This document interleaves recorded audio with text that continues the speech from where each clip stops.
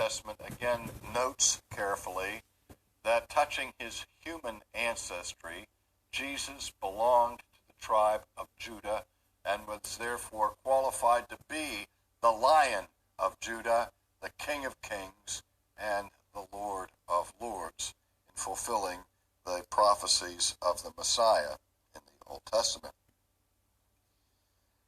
Now, it says, we deny that anyone who rejects the humanity of Christ, his incarnation, or his sinlessness, or who maintains that these truths are not essential to the gospel will be saved. This is a very strong denial here that puts the whole question of salvation on the line with respect to an affirmation of the humanity of Jesus. And obviously, what the framers of this document had in view was one of the earliest heresies that the church had to deal with, which is addressed in the New Testament itself, was the heresy of Docetism.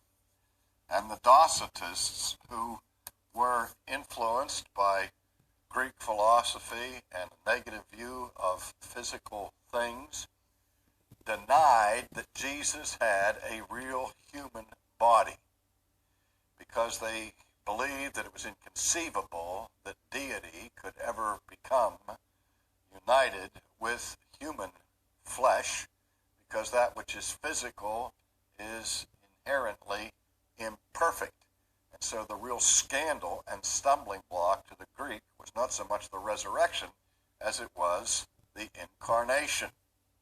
And John in his epistles takes such a strong stand that when he is dealing with the whole issue of the spirit of Antichrist, linked the spirit of Antichrist with the denial that Christ had come in the flesh.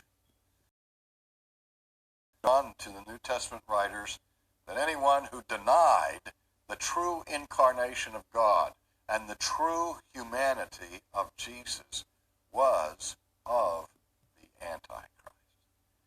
And so, since the New Testament puts such emphasis on the reality of the human nature of Jesus, so the framers of this document confess what is common to Christian history and to classical Orthodox Christianity in its affirmation both of the deity of Christ and the humanity of Christ, remembering that in Article 5 we were told that Christ alone is the sole mediator between God and men.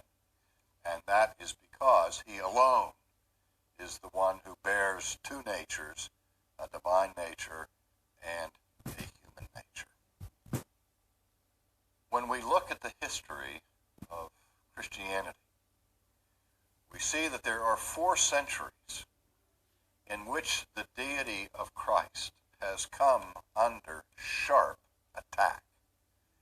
And those 4 centuries are the 4th century, as we noted already with the Arian controversy, and in the 5th century, wherein the Council of Chalcedon was provoked in 451. Then in the 19th century, with the rise of 19th century liberal theology that denied virtually all things supernatural, and particularly the deity of Christ. And then in the 20th century. A full confession of the deity of Christ is one of the chief controversies that the church has had to deal with because of the impact of 19th century liberalism in the mainline denominations of our own time. And I say that we may be aware that we happen to be living in one of those epochs in church history where the deity of Christ has come under such severe attack.